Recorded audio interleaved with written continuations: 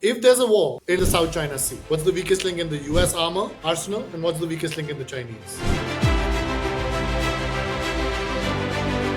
Peter is a strategist at New America, a New York Times bestselling author, described in the Wall Street Journal as the premier futurist in the national security environment. Peter has been named by the Smithsonian as one of the nation's 100 leading innovators, by Foreign Policy to their top 100 global thinkers list, and as an official mad scientist for the US Army's Training and Doctrine Command. Peter's books include Corporate Warriors, The Rise of the Privatized Military Industry, Wired for War, and most recently, Like War, which explores how social media has changed war and politics. Peter is also the co-author of Ghost Fleet, a novel of the next world war. You have written now for many years about what future wars would look like. Sitting in 2024, 2025, it seems like future wars are no longer future anymore. I remember giving a briefing to a US senator that there was no tiny little human pilot inside the Predator drone.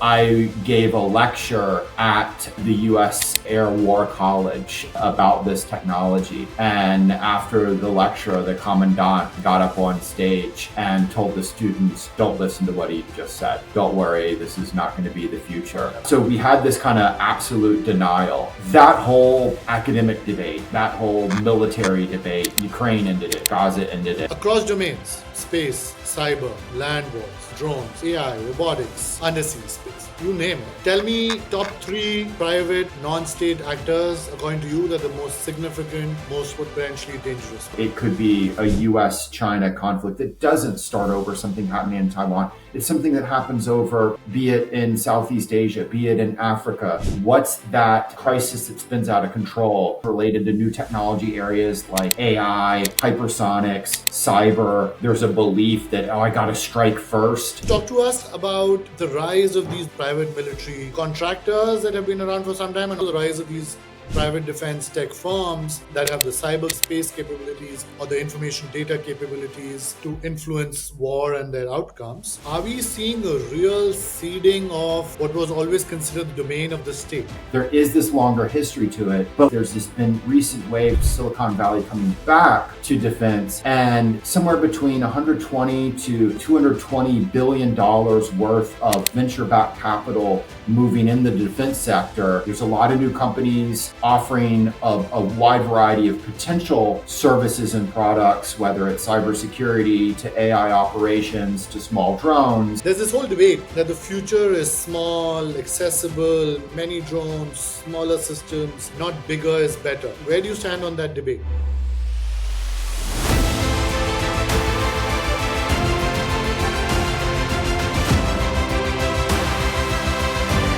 Hi, and welcome to today's episode of the Great Tech Game podcast, where we bring you some of the world's best thinkers at the intersection of technology, geopolitics, and global affairs. And today, as war rages in our world, I'm delighted to have someone who thinks and has been thinking for many years now very deeply about the future of warfare, Peter Singer. Peter, you've thought deeply about the future, but also I would say in a very non-conventional way. And so it's my pleasure and honor to have you on the Great Tech Game podcast today. Welcome. Peter, let me dive right in. You have written now for many years about the future of warfare, about what future wars would look like. Sitting in 2024, 2025, the last couple of years, it seems like future wars are no longer future anymore, that we've arrived.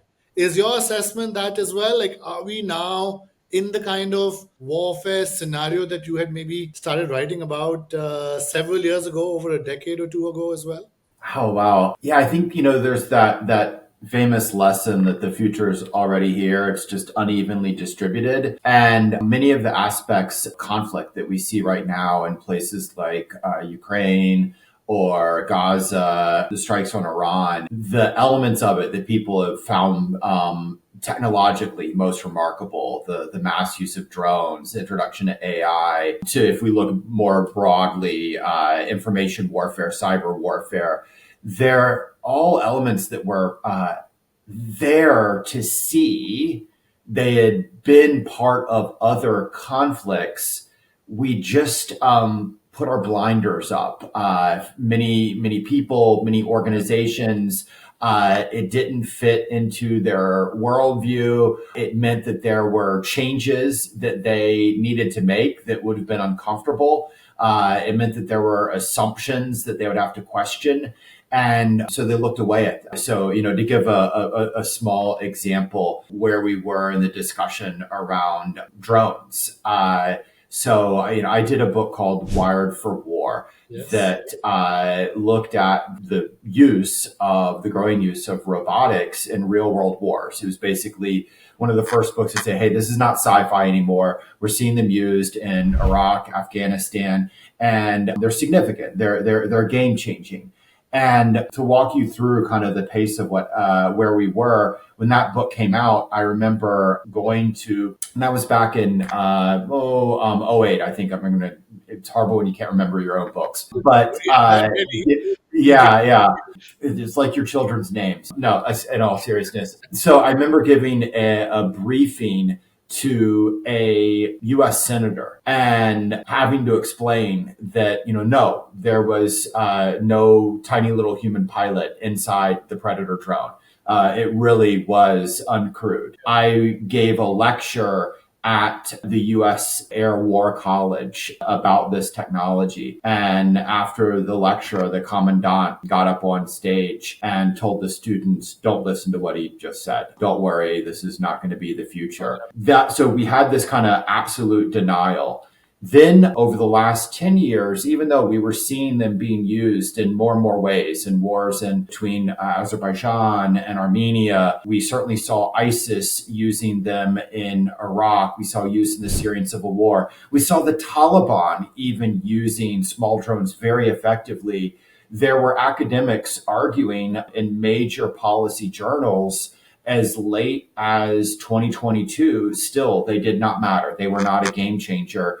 And, look, it was the very same thing in much of the defense economy. Part of why the United States on an industrial side is behind in this technology is in terms of our production scale is people weren't willing to make that leap to building and deploying them. That whole academic debate, that whole military debate, Ukraine ended it, Gaza ended it. We're seeing, use not just in the tens, not just in the hundreds, but literally the thousands every day operating in, Ukraine. The production scale is amazing in terms of, even Russia went through that phasing where 2 years ago it wasn't producing very many. To the latest data figure I saw was they're producing well over 20,000 a month, which is why they're able to launch these just mass scale strikes on Ukraine. So I think, again, the data was there. We could see it. It just was uncomfortable for people. And maybe a good question to kind of spin back to you is what's like that today? What's that area that That's right. we can see the data, but it's uncomfortable. It doesn't fit our worldview. It means maybe we have to change. That points us to whatever's going to happen next. No, that's right. That's right. Of course, I think, as you rightly said, some of the spaces you pointed out, whether it's like the drones, the use of AI, precision warfare, robotics, right, biotech, which is something I think we'll get into, you've written about, right, the use of space, right, to both enable some of the other domains I've mentioned, but also on its own right? These domains will probably get more and more used now. I think so. We'll see intensification of the use of these domains and the kind of warfare that these engender, maybe much more than what the defense primes, in the US might have wanted to believe, right? In some ways. Plus, there might be other domains that we are not thinking about enough either. So we'll get into that question. But just to, finish the thought on this current state of warfare that we seem to be in. One is the use of technologies, but what I also wanted to ask you your view on was, is your sense that the current geopolitical circumstances that we are in, you have a incumbent leader in the form of the US, you have a geopolitical challenger in the form of China, and then the rest of the world is trying to figure out where in this universe of the US China geopolitical competition they fit. In this set of circumstances, in the kind of wars that are happening at all of these regional proxy levels almost, is your sense that we are going to continue to remain in a state of warfare like has been happening for the last 2 3 years now, or is your sense that this is a bit of a spike and there are some reasons to believe that it might calm down, right? So if you were to project, let's say, about 4 5 7 years from now, even till about 2030, are we going to stay in this kind of warfare, different pockets? Sometimes it's India Pakistan that's erupting, Sometimes it's Israel, Palestine. Sometimes it's Israel, Iran. Of course, Russia, Ukraine. There's lots of pockets in other parts of Africa that can erupt. Of course, Indo-Pacific that can erupt. Right? There's the whole 2027 Taiwan number that has been timeline that has been thrown out. So, what's your sense? Are we going to stay in this state of warfare for some years to come? Pondering how to answer that. So, obviously, a very challenging question. My colleague and co-author August Cole likes to describe himself as an optimist staring into the abyss. I'm maybe a bit more of a pessimist staring into the abyss Okay, comparatively. I was hoping you'd be staring up. Yeah, I'm afraid I'm not going to be the bringer of good news. And I think of it this way. Okay, what are the underlying drivers of conflict writ large? Do we think they're going to get better or worse during that time period? Yeah. And then let's take it down a level and look at each one of those regions or cases that you mentioned and say, okay, are the trend lines moving it towards a better or a worse place? For the most part, it's hard to look at global trends and say, yeah, they're driving us more towards a idyllic world of peace and prosperity right now. We have, and again, it whatever your worldview, your academic theory. So if you are a realist or a neo-realist and you only believe in raw power, well, we've got, great power competition. We've got movements, changes in power capacity, rise of China. We've got alliances fraying that moves towards it. Maybe instead you're someone who believes in a neoliberal, an institutionalist approach, and you would look at it and go, gosh, all the old alliances, the multilateral treaties, the international trade framework, globalization, that all feels like it's fraying right now. Maybe you're someone who looks instead at the political order in terms of the nature of governments. Well, and the idea that, the more democracies there are, the better the world is. Well, unfortunately, we're seeing in a lot of different areas a rise of authoritarianism or authoritarian democracies. Okay, let's move out of politics. We already mentioned economy, trade. We could look at other issues like global climate change, the effects that it has on resource shortages, population movements. Again, we could go on and on. I think it's very challenging on the global level to find indicators towards more peace and prosperity. I'm perfectly happy to be wrong. Of I don't course. see it. We didn't even get into the new technology areas. AI. There seems to be a lower barrier to entry, a lot of disruption. That makes it a little bit more dangerous. We talked earlier about drones proliferation. Wider set of conflict actors can access advanced technologies. So, to give a more specific example, you have like the Houthis that, they don't even control physically all of Yemen, certainly not one of the most prosperous, powerful states in the world. And yet they have a operative equivalent of an Air Force missile strike capacity. They've taken multiple campaigns, whether it was the Saudis to then the United States, and they're still kicking and they're still striking at both Israel, but also sea lanes. So non-state actor with pretty good resilience and capability because of these technologies. So again, global level, not a lot of great trends there.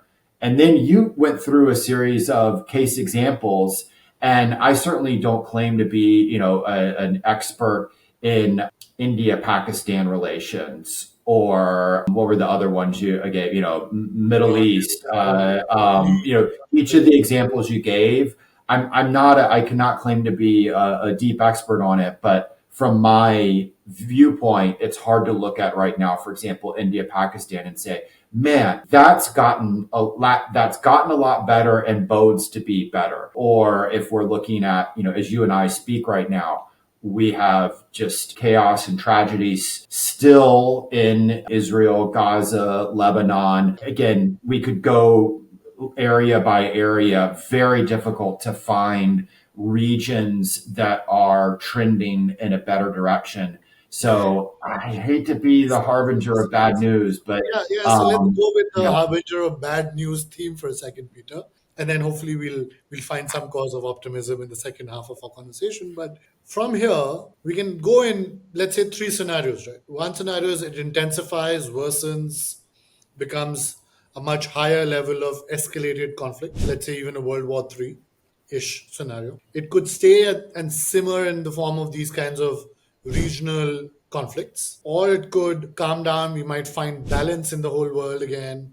Maybe there's some sort of balance of power that the US and China work out, much like the recent trade deal between the US and China might seem to suggest on the trade side. Maybe there's a broader, because clearly you're not very optimistic about scenario three, but between scenario one and scenario two, it getting worse, escalating further, and remaining similar to where it is, where these regional conflicts are remaining regional, but they're not really getting linked into a whole sort of full scale world war type scenario. What's your sense? Where are we headed? Where would your So vote? I think our often most helpful predictor of the future is to look at past performance. Right. And so, they say not to do that in your mutual funds and the like, but it is helpful. That's And what people end up doing so, when they're deciding which yeah, mutual funds.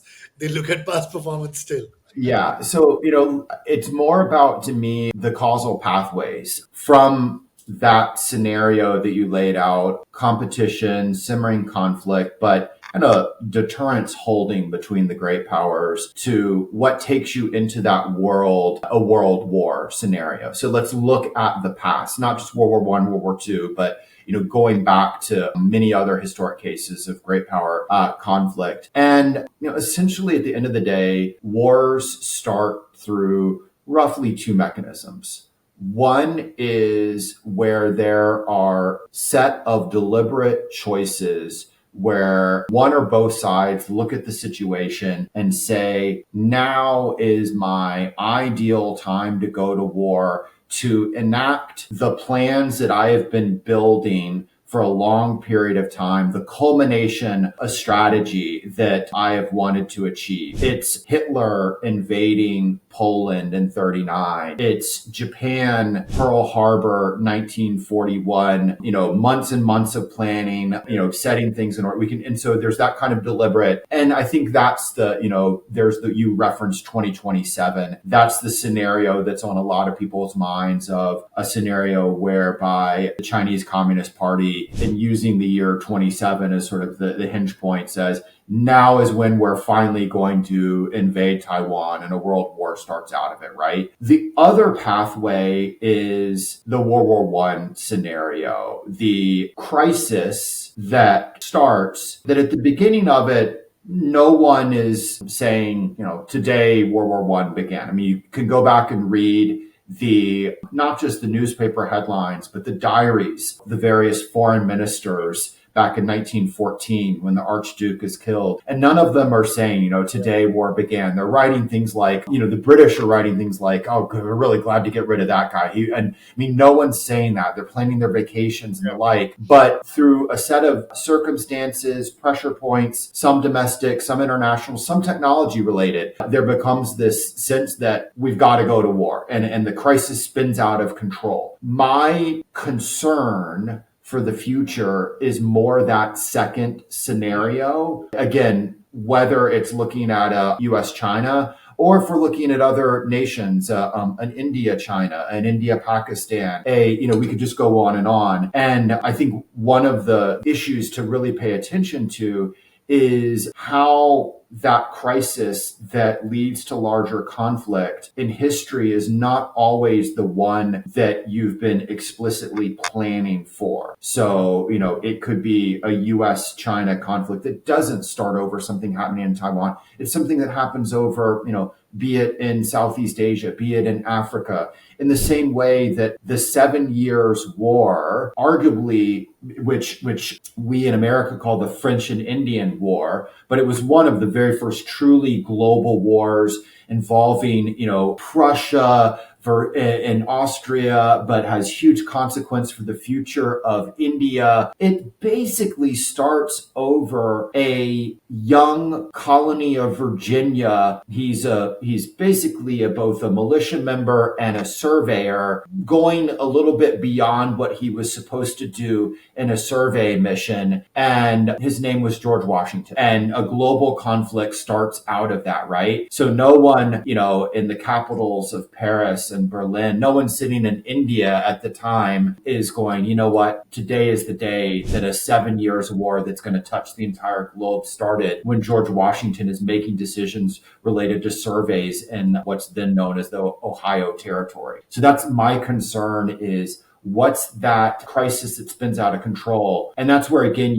technology comes in. Does technology give this sense that you have to act quicker in the way that the railroad and mobilization created a sense of pressure points in 1914 to go to war more rapidly? There's some concerns related to new technology areas like AI, hypersonics, cyber. There's a belief that, I got to strike first. What about inexperienced leaders or authoritarian leaders? They're more likely to make decisions that draw their nation into war behind them. Authoritarian leaders often, or authoritarian democratic leaders, however we want to frame them, often make decisions where sometimes they look at war as a good because it stokes up nationalism. It's a way of distracting their public. Maybe it's a way of achieving a promise that they called for, seizing territory, taking revenge on some external foe. There's a long history of that. So Correct, wrong that was done against a nation. so, and again, to then the role of corporations and the like. But I think, to sum it up,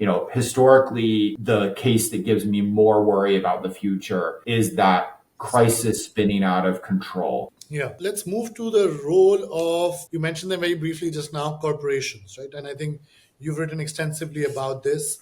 And I think it's a theme that is becoming more and more evident given the technologies that we are seeing becoming critical in wars, which are private actors, right? I think you've written extensively about the private military firms, right? The PMFs. You're now increasingly seeing the rise of these private defense tech firms. That entire sector has exploded in the last, I would say, decade or so, where suddenly I think the Pentagon also has realized the value of Silicon Valley, broadly defined to its own future tech needs. So talk to us about the rise of these non-state actors, these private military, both the contractors that have been around for some time and also the rise of these private defense tech firms, as well as, of course, the big tech firms that in many cases either have the cyber capabilities or the space capabilities or the information data capabilities to influence war and their outcomes. I have a bunch of questions I want to get through on this broad theme. The first one, let me say, is this. Are we seeing a real ceding of what was always considered the domain of the state, warfare, to the private firms in a way that we might not have seen before? There's the famous quote from Weber, the war made state and the state made war. So exactly. Our notion of the modern state in terms of,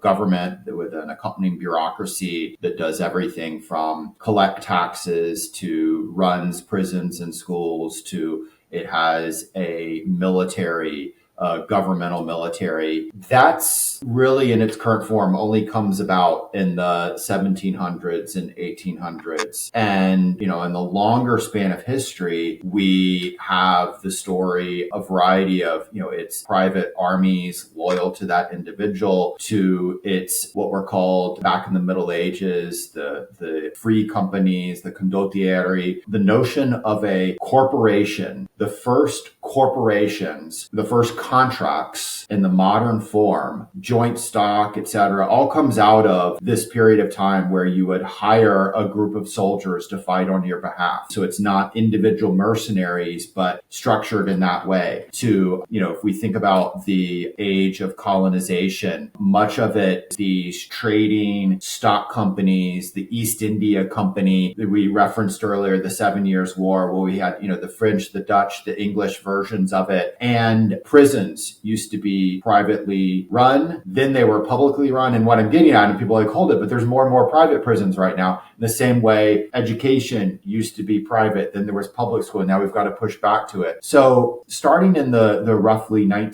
there's a series of factors that come together at the end of the Cold War, changes in domestic politics across most of the West. And we start to see a wave of privatization in a variety of different areas where the state had once been central. Whether it's certain services, garbage collection, to prisons, to we start to see areas of conflict that had been more and more state run start to be outsourced. And that trend has continued where, we saw a significant portion of the operations in places like Iraq and Afghanistan actually were private military contractors. So for the most part, through this earlier stage, the private sector was supplying the goods of warfare, manufacturing, weapon systems, but it was not providing the service side of warfare, people working for you. That reverts back in the 90s and early 2000s and onwards, where you start seeing more and more private, again, we call them private military contracts, privatized military firms, basically companies that extend from the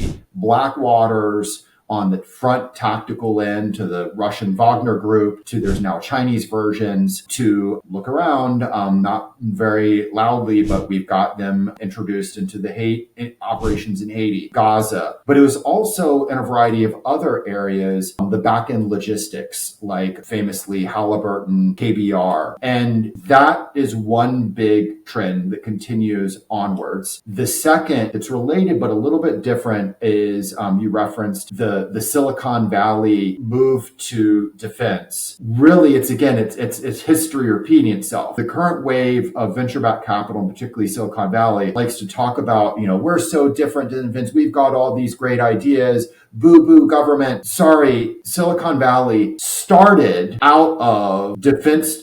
Whether it's the literal Moffett Field and the biggest employer in the Valley until the 90s is a defense prime, is Lockheed Martin, to, the platform that you're all using that you're excited about, the internet, came out of DARPA. So, let's take not just your 5-year experience since you were roommates with someone at Stanford or that you were, partners with someone at Palantir. Sorry, there is this longer history to it. But what we're getting at is there's this been recent wave, not just of Silicon Valley coming back to defense, but venture-backed capital coming into defense. And that's, depending on how you've cut it, somewhere between 120 to roughly 220 billion dollars worth of venture-backed capital moving in the defense sector. And that is yielding, there's a lot of new companies offering a wide variety of potential services and products, whether it's cybersecurity to AI operations to small drones. But the challenge set is going to be twofold. One, how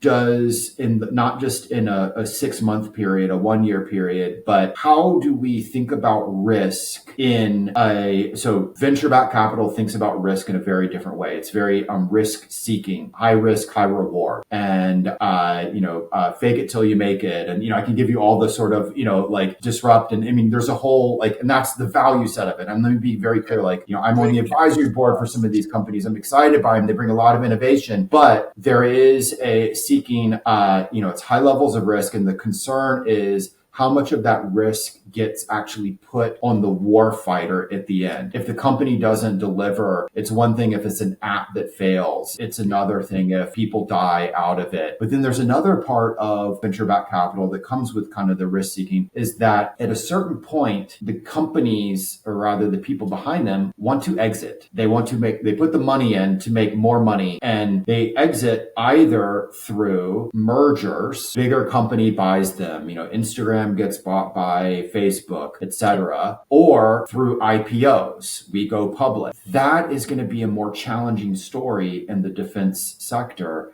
because the primes of Silicon Valley that had done most of the mergers and buying, your goal was to be bought by Google or Meta. There's really only a handful. Are they going to be excited to buy up the startups in the defense sector? Well, Less so. I'm assuming the defense primes will. right? The Lockheeds of the world would be Oh, but let's talk further about that. What about if the defense prime, the valuation of the company that it wants, let's look at a company like Boeing, a defense prime right now. Is it Boeing buys someone else or someone buys Boeing? You get what I'm saying? Like the valuation has to be really high, but the primes, the defense primes, going to be challenging for them to buy enough of them to drive it. It's a challenge set. The other is to go public, but the public part, not everyone can. But also at that point, you've got to reveal your profit margins. So the average profit margin of a publicly held defense company is around like 11%. The average profit margin of a publicly held tech company, generic tech company, not a really snazzy one, is around 30%. When a new gen defense company goes public, on one hand, the owners of it are going to want like an amazing profit margin, right? That's the, high growth, high profit. Like that's why we went into it. But now, hold it, taxpayers are paying for it. Congress gets insight to it. So I it's mean, an Palantir has awesome done it. move. Palantir is one example of one of these, new age defense tech firms that has gone I'm public. just giving how do we handle a situation when a new age defense company goes public and it has a 60% profit margin? Awesome news for that company. Twice the level of profits that a regular tech company is generating, 6 times the level of profits that a regular defense company is generating. Awesome for them. What's Congress going to say? What's the taxpayer going to say? Ooh, we want to pay. You get what I'm getting. It's not as easy a story as people have been talking about it recently. Now, of course, the other option here is that, the one, it could be Mr. Lockheed meeting Mr. Martin, becoming Lockheed Martin. Instead of one buying the other, you might see more mergers, I think, to your point. The second is, of course, you have very, very large companies today in the form of your big tech firms that are worth trillions of dollars on their own, where they start to basically have these as their defense tech arms, right? So they buy them. They still have the kind of extraordinary margins that, sometimes you're talking about. NVIDIA, we've seen their meteoric rise over the last 2, 3, 4 years. And then they buy them, and somehow the merged profit margins are unclear to the public eye. And therefore they survive. Again, that's the hope for the companies is that, Yeah. and you hit it exactly right there. If you go back and actually on the walls of like Lockheed Martin's headquarters, there's a series of it's like the corporate history, and it's got a lines, and it dates back to the 1920s, and it's this company combines with this company, this company, this company, and then and you hit Lockheed and Martin come together, and it's an amazing story. But what we're getting at is that going to be part of the story for every defense tech company, or as you put it, maybe it's instead they're absorbing part of the primes. But where you hit that kind of coming together, I think of the story of a company like iRobot, which made the Roomba, but it also was making military robotics years back. The military robotics division was selling well. There were PackBots being used in Iraq and Afghanistan, but it did not have, at least at the time, the potential growth that a tech company is looking. It had a nice defense company look, but the government division did not have that arcing upwards that we're looking for and to keep share prices going. And notice that iRobot, and I've got a Roomba. I'm a fan of them, but you don't see thousands and thousands of PackBots or PackBot drones, even though it was a company right at the start, at the center of this. So even that idea of maybe we can bring it all together into one, you still have divisions. And again, publicly held companies, people look at the different divisions and say, which one is performing, which one's driving the growth that allows me to have the share price go up. But it's I guess what I mean, again, like the prediction on overall conflict levels, we don't know what's going to happen. Yeah. I'm just putting out there that the narrative that venture-backed capital, that Silicon Valley to the rescue, is a more complicated one than that bumper sticker. And let alone, we didn't even get into the fun part of your venture back capital underlying sources of it. I'm a basketball fan. The National Basketball Association has more rules regulating sovereign wealth fund ownership of NBA teams than we've really got transparency on right now in the defense economy. Correct. No, fair point. Once you get into the LPs of these VC firms that are backing, that's a whole new story. That's right. Let me bring us back to the present for a second. Thanks for, I think, creating the nuanced, I think, story that needs to be told about Silicon Valley and the meeting of the Pentagon and Silicon Valley. But let's talk about today, right? And continuing with the theme of the private actors, if you were to look around the world, Peter, across domains, space, cyber, land wars, drones, AI, robotics, undersea space, you name it. Tell me top three private non-state actors, according to you, that are the most significant, most potentially dangerous ones. There's a lot. Give me five. I'm gonna dodge your answer, be very transparent in Oh, my dodging, and introduce something that I think is important for us to wrap our heads around. And you've multiple times talked about the different domains and how you've hit it exactly right. There's this major development in politics and warfare where the conflict, the contestation is not just in the land, the air, the sea, but that it's also in domains that we either previously were not able to operate in, reach space, or literally did not exist. They're human created cyberspace. And that has created, demands on militaries and governments and even private actors to build out capacity in these new domains, to create a cyber command, to create a space force, new businesses to enter into them, SpaceX, cybersecurity companies, private hacker networks, you name it. And I think that's incredibly significant. But the graduate school version of this that certainly in our own military thinking and training we've not fully grappled with is it's the equivalent of in Star Trek they had the three-dimensional chess. So you have the movements on the chessboard, it's like being in one domain. But then you have the idea that movements, actions in one domain can have an effect on another domain, but also the effect can be of a different scale. So a small tactical action in the cyber domain can have a strategic effect. It can cause you to win or lose a naval battle, or it can be in very different timelines. To go back to that cyber example, something that I do 10 months earlier, maybe years earlier, I hack a supply chain of microchips. It can cause an effect on your overall space operations, which then means whether you conduct an airstrike or not, right? And it's that cross-domain action. So when we use the phraseology of multi-domain a great deal, it's written into our doctrine, but we're not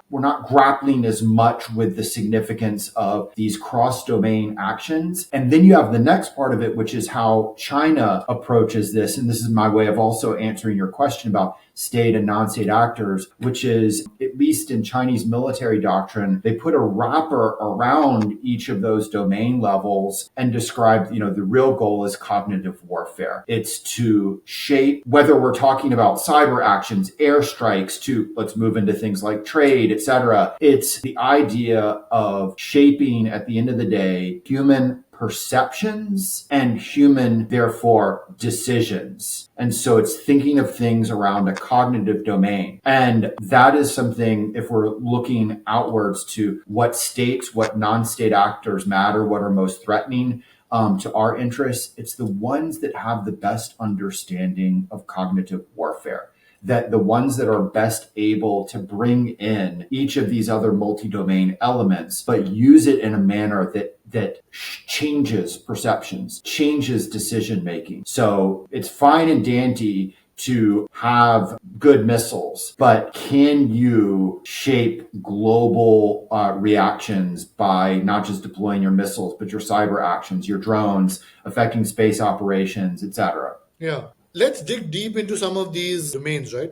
We've mentioned them. I think you've spoken about the importance of the multi-domain operations, and then, of course, the cognitive piece, sort of as the maybe the ultimate strategic domain. I'm going to mention the domain name, and what I'd love for you to do is tell us maybe two or three ways in which you feel that particular domain is being shaped by emerging technologies, right? Space. Oh gosh. So in space, I think the most important is I think twofold. It's the miniaturization and linked to it cheaper space launch, which is allowing a wider set of actors to access space, be important for space. It makes weaponization of space a lot easier. So it's creating this environment where a high school lab has the capability, can operate a satellite that great powers did not previously, a microsat, a CubeSat, whatever it is. But then we also have, corporate actors, much of whether it's, famously SpaceX too, we don't pay attention to it, but it's got a number of Chinese rivals, a wide variety of private companies. And so if we're moving forward, it creates trends, space, while traditionally and arguably under arms control treaties, it's not supposed to be weaponized. Every state actor is gearing up for that, China, United States, a number of Russia. Secondly, in any conflict, not just in any conflict on planet Earth, space will matter. There will probably be conflict up there. Oh, by the way, back to our prior discussion, a fear is that maybe there's something that happened in space that drives conflict back on Earth. Another part is more and more private actors, whether it's Chinese companies, American companies, Indian companies, you name it. And that complicates. And now let's take all that and move it out of low Earth orbit, move it further and further, move it onto the moon, move it on to issues of mining. We get all the old debates from centuries back of who owns what. Do I stand by my private actor that makes some kind of claim out there? Really complicated, really a lot of issues to be worked out. The overall concern, and there's a great program called InterAstra that's looking at this, is there's so much opportunity in the space, emergent economy. It's more than just, minerals. It's the potential of drug production, you name it. But how do we keep it from replicating or worsening issues back on planet Earth? How do we keep it from just becoming, making the rich richer? How do we keep space from being a playground for not just billionaires, but trillionaires? How do we, back to the prior discussion, how do we keep, some conflict from there, from driving conflict here? How do we make sure that the space economy is representative of the rest of us? Those are, I think, some major issues to work out. And so that hopefully sums up kind of, my concerns in the space area. Yeah. Let's move to cyber, right? So is there some amount of balance between cyber offense and cyber defense that you're seeing? People mentioned that the Russia-Ukraine war was supposed to be like the first cyber war, never ended up being a cyber war, at least to begin with. China and the US keep saying we are in each other's systems, so don't try anything funny, right? Biden had famously told Russia also. What's your sort of summary of what's going on in cyber and where do we stand? Yeah, so it's interesting that example you gave of Ukraine, people saying, but where was the cyber side? There was no cyber war. It's a lot like in 1940 going, they promised us that planes would end all war, and they didn't. And not looking at, you have the Battle of Britain going on and all sorts of fighting going on related to planes. It's just, it was overpromised by certain people. So there's a massive amount of cyber conflict throughout the entire Ukraine conflict, and ongoing today. Both sides entering into each other's systems, both sides, going back to the example of space. It began with a attempt by Russia to physically take down satellites, but satellite control systems, communications networks. Steps in, correct. Exactly.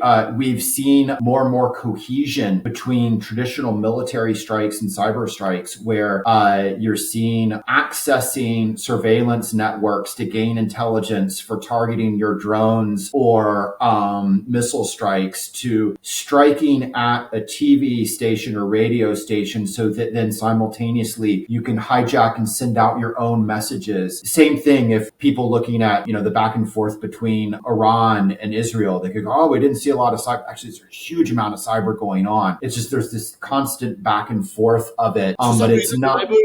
Cyber is not being talked about and seen the way you're seeing the missiles and videos of missiles going back and forth, let's say between Iran and Israel, cyber by the nature of it is not so visible, right? But you're saying that, Exactly. but if you were to compare the extent or the intensity of the physical conflict going on, let's say in Iran, Israel, or Russia, Ukraine, is cyber, the intensity of the cyber warfare back and forth at almost the same levels today as the physical one? Or are we somewhere below that, higher than that? I think it all depends on how you define, intensity in terms of, daily pace of operations, attempted Both, attacks. see, I would say But, the number in as well terms as of like the effect. casualties, of course not. Right now, there's also a really interesting, economic effect. By one measure, cybercrime is the third largest economy in the world, only behind US and China. On the other hand, it sort of doesn't feel that you and I are talking, we go about our daily lives, but it's obviously this massive drive on the economy. What we haven't seen is the scale of, and it connects to your other part of the question,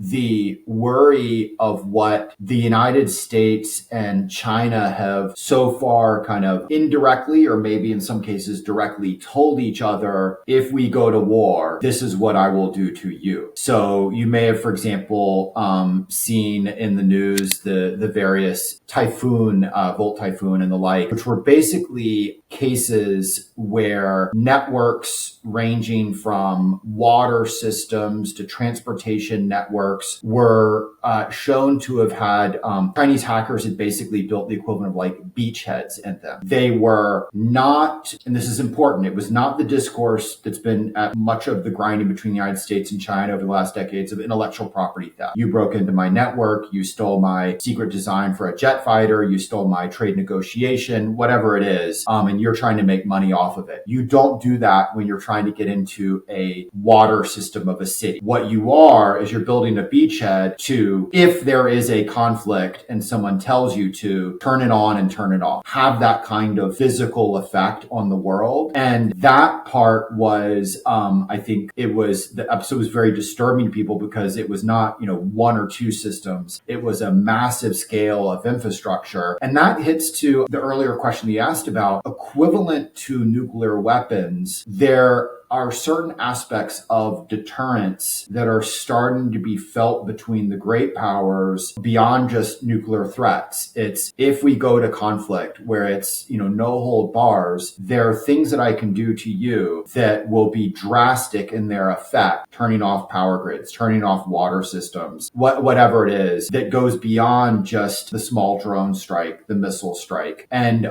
so people are like, well, why haven't we seen China do that to the United States? Because we're not at full-scale war with China. In the same way, China's not dropped 2,000-pound bombs on us. We've not dropped 2,000-pound bombs on China. But it's that thing that both sides are holding in their back pocket. I have entered into various parts of your system, your supply chain, and this is my threat to each other. And there's a similar kind of, there's been this jousting back and forth, signaling, at least in the past, between the United States and Russia in a similar way, showing off what they could do in cyber, but are holding off on so far. Russia, however, has pushed that a little bit further because basically a thread that's run through not just the Trump administration now and in the past, but even, Biden and Obama period was allowing Russia bluntly to get away with things that it ought not to have, including in the cyber domain. Yeah. Let's talk about AI, right? I've kept it for the last because, most people tend to ask it about it first. And I know you'll have a lot to say about it, I'm sure. But let me ask you this question on it, and then you can give me your general sort of summary and thoughts of that domain as well. But there's this whole debate that the future is small, accessible, many drones, smaller systems, not bigger is better. Where do you stand on that debate? In terms of so we can think about AI and then its application into the physical world via Internet of Things and more specifically robotics. As you move more and more towards the physical side, I think we're trending more and more toward the swarming. You see it, we've talked earlier about whether it's small drone swarms, microsats. If we're looking at what's playing out in the military world, it's, is the value set having one intercontinental ballistic missile or having tens or even hundreds of thousands of drones and small. So we're seeing that. It's the same thing if we're starting to look at, visions, how we apply it to transportation networks and delivery. It's small drone delivery. delivery, it's fleets of robotic taxis, et cetera, et cetera. But back to what you referenced earlier, there is not as much, how to put this, diversification in the number of players in the economic side. We see, in a lot of different areas, it's kind of consolidation, right? The story, and even if you are seemingly independent, you're still plugged into some larger economic enterprise that has oligopoly elements to it, maybe even in some cases monopoly elements to it. What do you mean? Um, Uh, what, let's use the story of taxis versus Uber. Go back to the narrative at the start. It's going to make everybody happier, deliver better. We don't have a lot of different. It's basically, it's Uber versus maybe Lyft. The drivers, they're equally don't have a lot of. They have the discretion on whether to go to work or not, but bluntly, don't have certain rights as they don't have that contractors. choice. I mean, it's not a monopoly; it's a duopoly. So you're saying in the AI drone What I'm space, getting to is maybe a better way of phrasing it. In so many of these areas, we've reached a point where there may have been a lot of dynamism at the start, but right now, in almost every kind of significant area, there is a literal handful of companies that are dominant players. So we don't have as much competition as maybe we initially were promised. And it's certainly a lot harder for new companies to break through all of that. And that's even been the case in AI, which is, there's a handful of kind of new companies, but it's many of the same players, or it's the old players' money behind the new, in quotation marks, company. So, you asked me, like, is my vision small and many or big and few? I think it's small and many distribution in terms of the technology side, but in terms of the economic market, it feels at least more right now big and few. so The we'll see lots of larger drones and unmanned systems, and cheaper ones, let's say. But we'll see only a few firms controlling the ecosystem, the economic.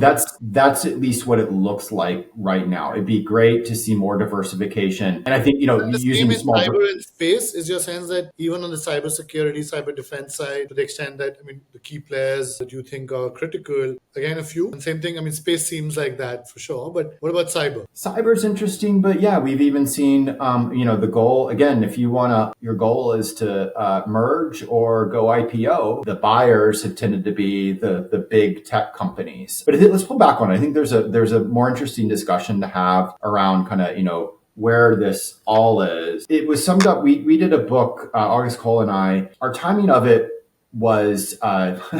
I almost regret it'd be better if it came out now. It was called Burn In, a novel of the real robotics revolution. And it came out the first couple months of pandemic, not great timing. The other is the issues that it wrestled with is what happens America and the world starts to go through a industrial revolution driven by AI and robotics.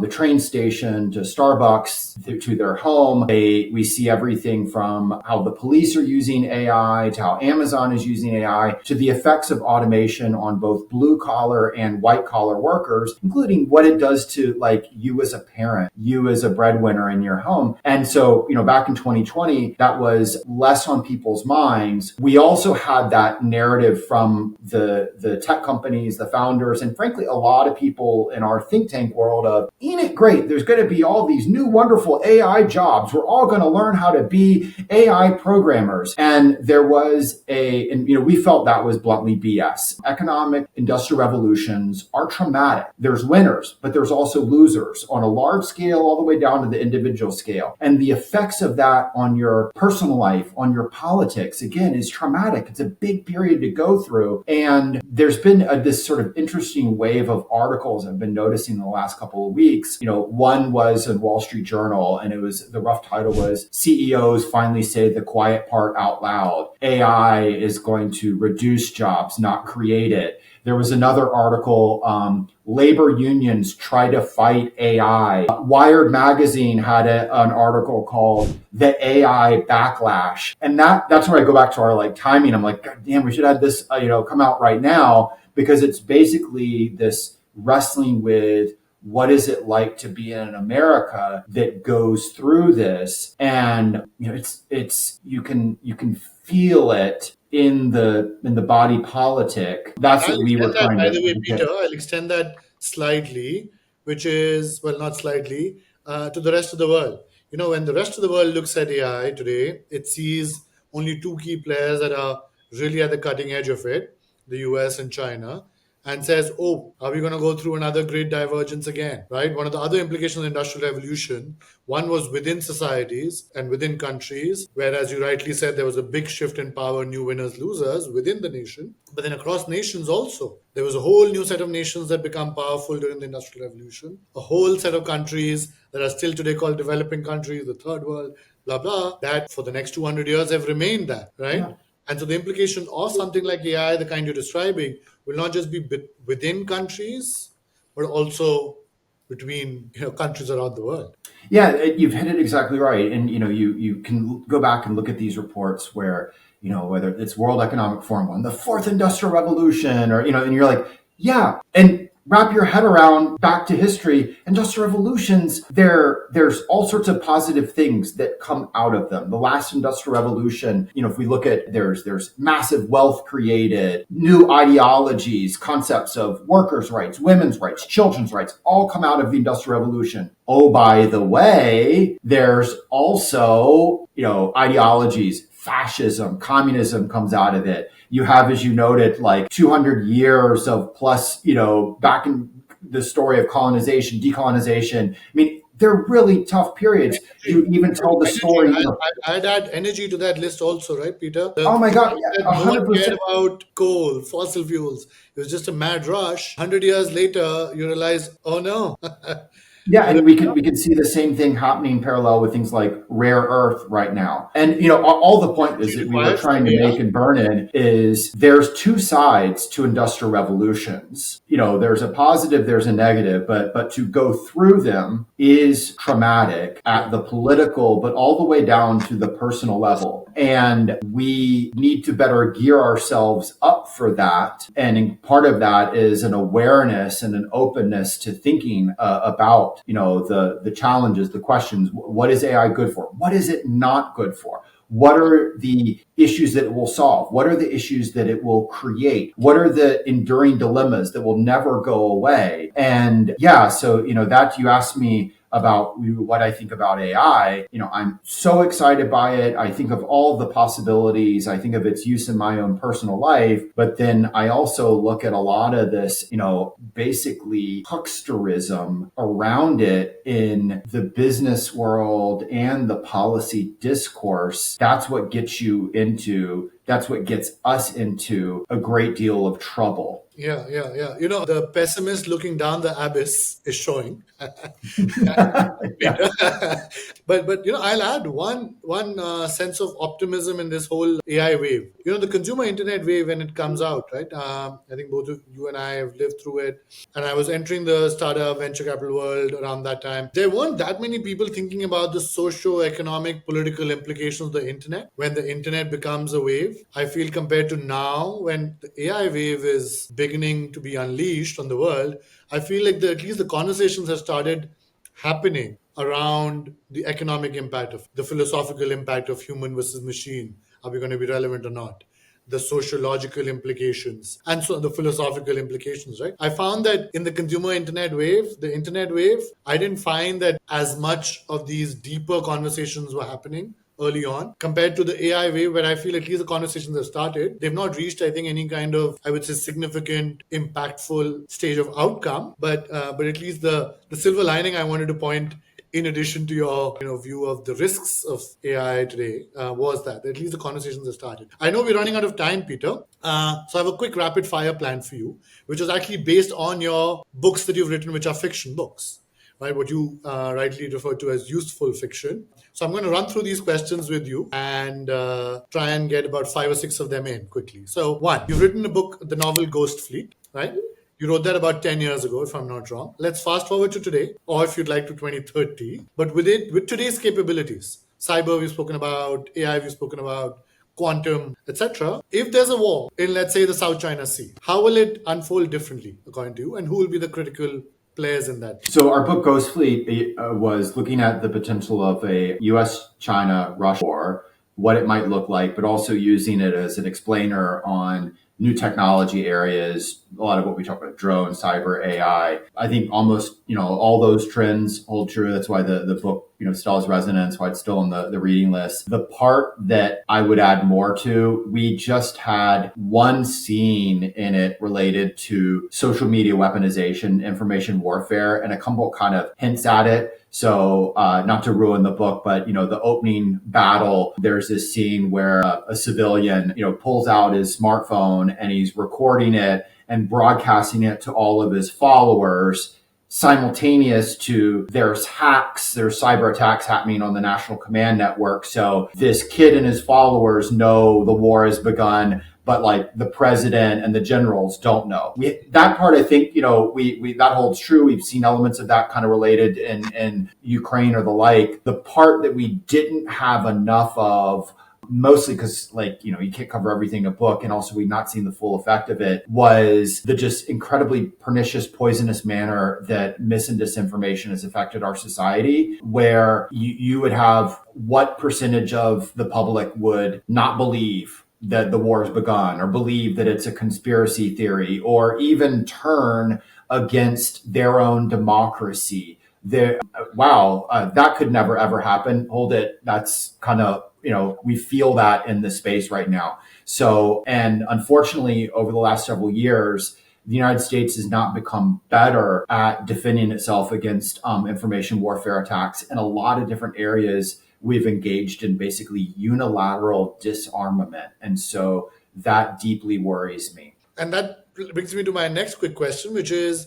let's say you assemble a Chinese fleet in a future war. There's a counter US force across all the domains we've been discussing today, cyber and sea and space and of course the traditional ones. What's the weak link that you worry about for each side? What's the weakest link in the US armor arsenal, and what's the weakest link in the Chinese? For the United States right now, great military capability, I think our incredible division domestically is something that has been exploited and would be exploited by foreign adversaries, and vulnerability of communication networks, supply chains, etc., as part of that. On the China side, it's the nature of an authoritarian state. The gains of having a highly centralized system with enforcement all the way to the levels of death to keep you in line can make people move in lockstep, but it also creates a system that's very brittle, a system where bad news doesn't travel well, where reform,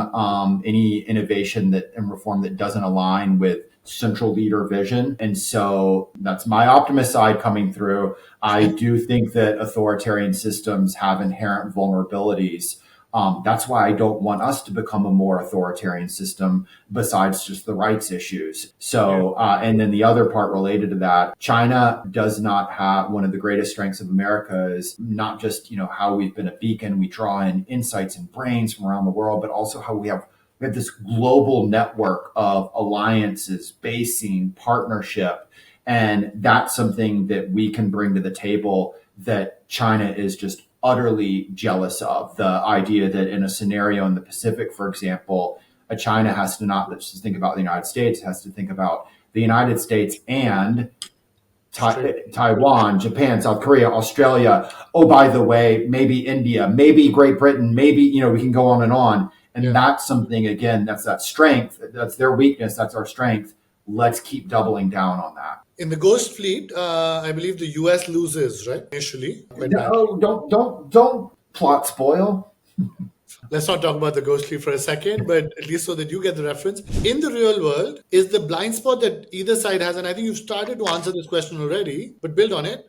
Is the blind spot on the US side is it going to be a technological one that, this domain we forgot about and it was exploited? Is it going to be a bureaucratic one or a psychological? And same thing for the Chinese. Is it going to be a bureaucratic, great leader not being aligned? Or is it going to be a technological one or a psychological? I just don't think you can disaggregate them. So the technology you have, that derives from the ways you structure your bureaucracy, the rewards and punishments within the bureaucracy. That's what drives action. But that relates to leader psychology, domestic political system. I think it's very difficult to disaggregate that. You go back to look at World War and for example, the use of the tank versus the the Germans with the Blitzkrieg and the French with the Maginot Line. That's a story of technology, but that's all, the French invest in the Maginot Line, not just because they get the technology wrong. It reflects everything from the domestic politics of France in the 1930s to France's history, worries about an overly professional military coups. There's a right-left split within French politics. There's more to the story. And it's the same thing if we're going to talk about AI, the way in which the US military and the People's Liberation Army use and will use AI is going to be more than just about the technology. It's going to be about their bureaucracy. It's going to be about the political systems and cultures that they come out of. I think tend to agree with that. Last question in our rapid fire, Peter.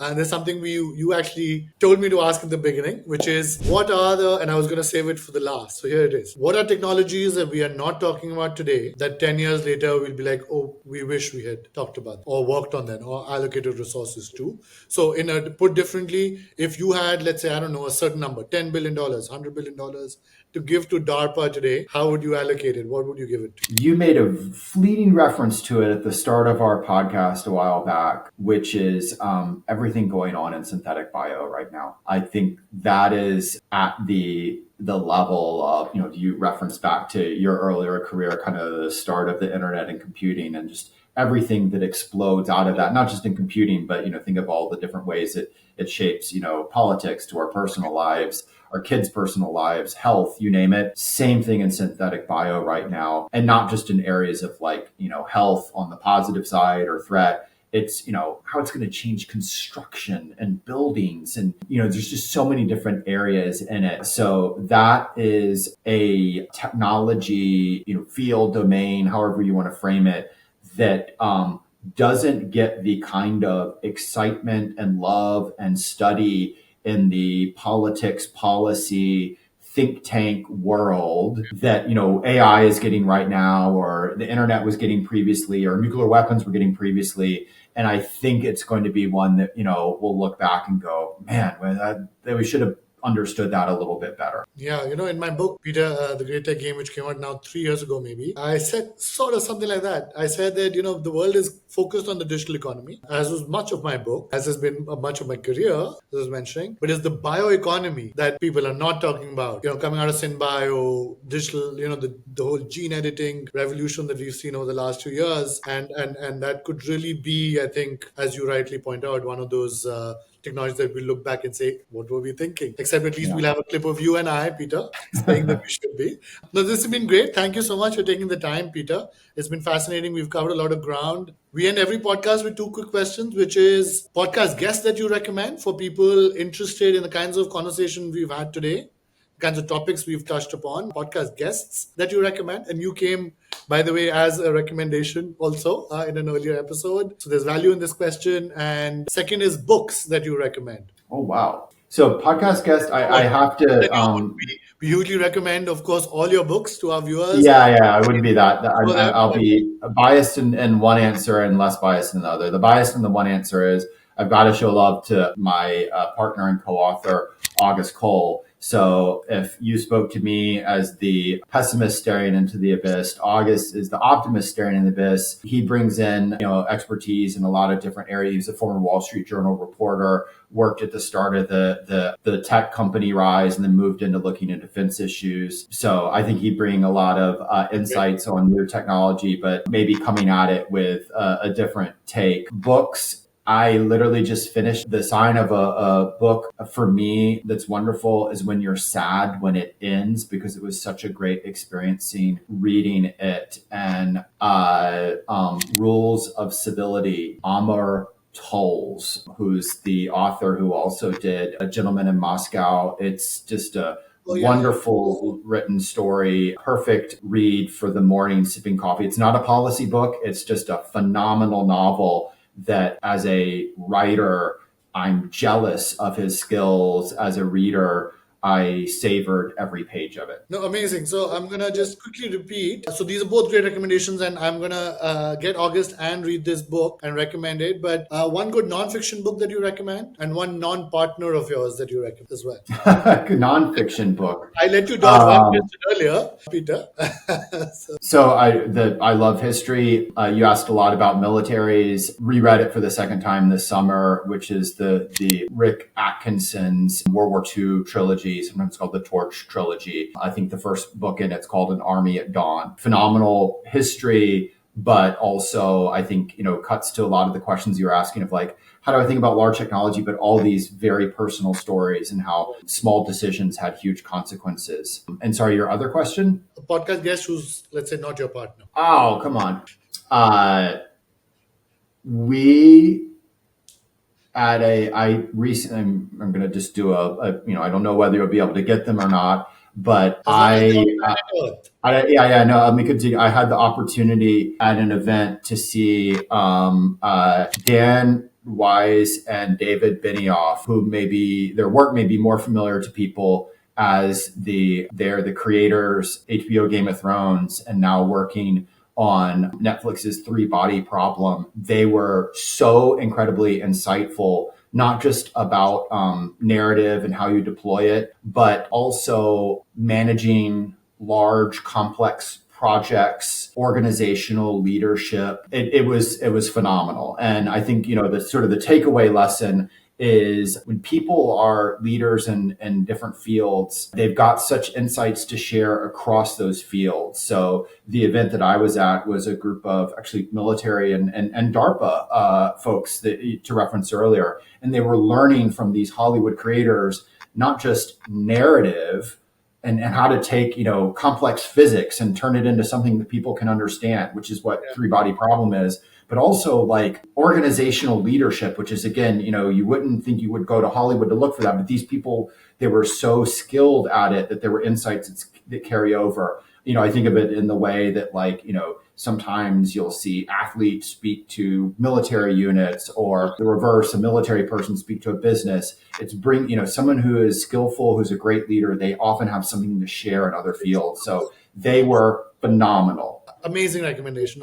I'm so excited about that as well. I think, as someone who went to a liberal arts college, I could not agree more with you when you start to talk about the cross-disciplinary sharing of insights and cross-disciplinary learning and problem solving. I think that, to me, going back to your earlier point about multi-domain operations, I think also being very cross-disciplinary and the need to like somehow be able to combine all of them goes to exactly, I think, the recommendation you just made. So thanks so much for that. Delighted. Thanks. This has been fascinating, Peter. I was excited for this conversation, and it has been much more fascinating than I could have even anticipated. So many more questions and threads that have opened up in my mind. So thank you for that.